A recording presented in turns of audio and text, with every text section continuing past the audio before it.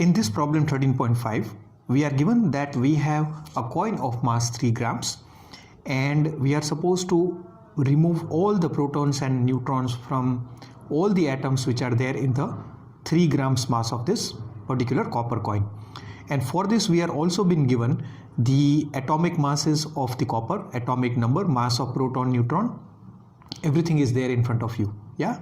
So first of all, let us try to understand that what we actually have to do over here. So this is a coin which contains large number of atoms and the mass of this coin is 3 grams. Okay, so first of all we are going to find the number of atoms in this 3 grams of copper coin by using the mole concept. So since copper's atomic mass is 63, so which means 63 grams contains Avogadro number, these many atoms.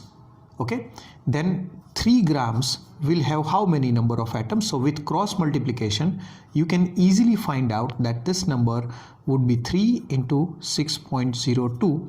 we may not consider this 3, just 10 to the power 23 divided by 63. So these many atoms are there in this 3 gram coin. Now this one atom, if you pull it out, then this single atom has protons and neutrons in it. This is the nucleus of the copper atom, right? We are not bothered about the electrons over here. So since copper, its atomic number is 29, which means there are 29 protons inside, and over here the mass number is 63. So I should say this minus this, which is 34, which means there are 34 neutrons in it. So we know that the binding energy is the amount of energy to separate all the protons and neutrons from a particular nuclei. So if that energy, binding energy, if I am able to find out, and suppose that energy is E, so per atom I need to give this much amount of energy to separate all the protons and neutrons.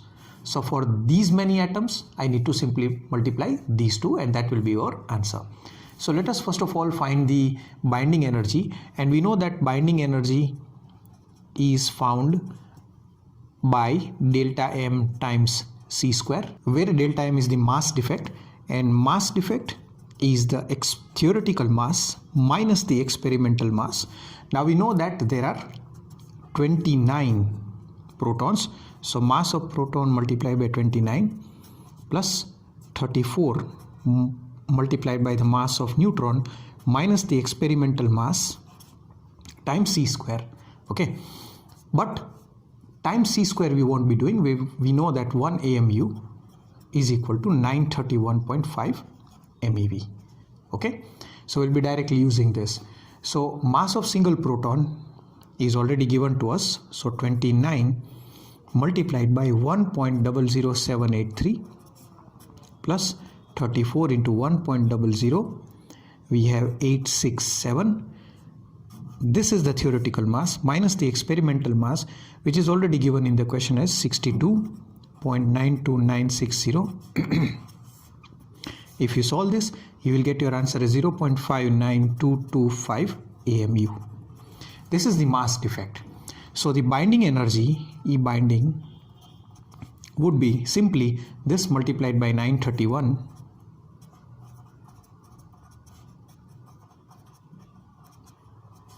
MeV. Okay, this value is given in the textbook itself, that 1 AMU corresponds to this much mass. So if you solve this, you will get your answer as 551.68 MeV, which means I am supposed to give this much amount of energy to the nuclei to the single nuclei of copper, and if I give this much amount of energy, all the protons and neutrons will be separated. So for these many nuclei, because see, one atom contains one nuclei, so these many atoms will contain the same number of nuclei.